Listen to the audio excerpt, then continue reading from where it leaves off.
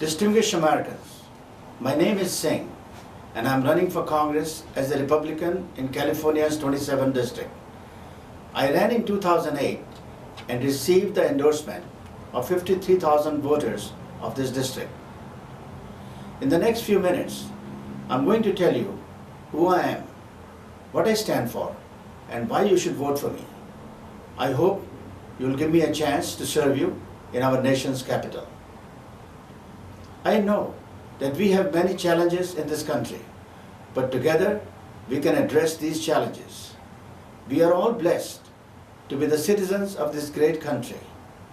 I love the United States of America, just as all of you do.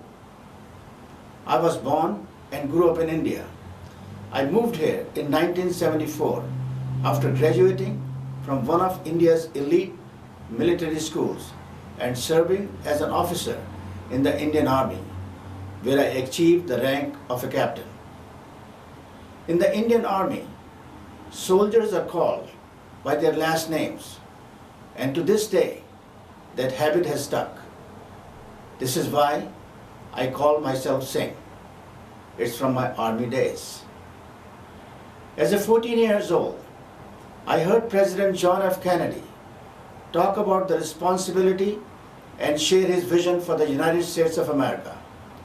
I used to be intrigued by the long lines of people around the American Embassy in New Delhi, India. They all wanted to come to the USA. I became curious about this country and what this country was all about. JFK had me immediately when he said, "Ask not what your country can do for you, ask what you can do for your country." Those words still inspire me as the recipient of the goodness of the greatest country in the world. I'm running for office because I feel that I can make a humble contribution to this society and to our people.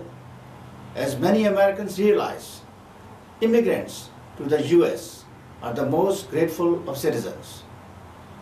I'm a businessman.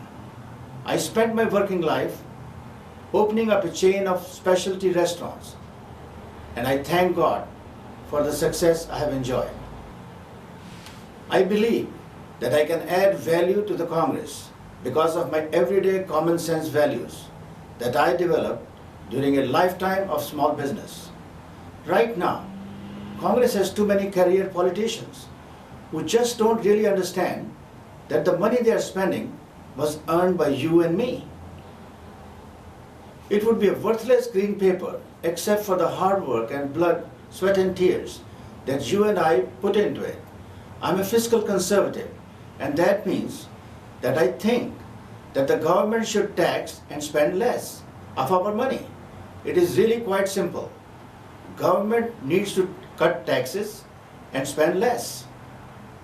You know how to spend your money better than politicians in Washington, D.C. Getting back to JFK for a minute, I think that President Kennedy was on to something when he spoke about serving our country.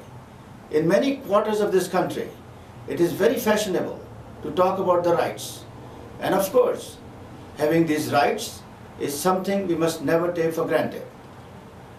Too many of our ancestors paid a very high price so that we can enjoy unparalleled rights in almost every sphere for women, gays, religious freedoms, and for the people of color.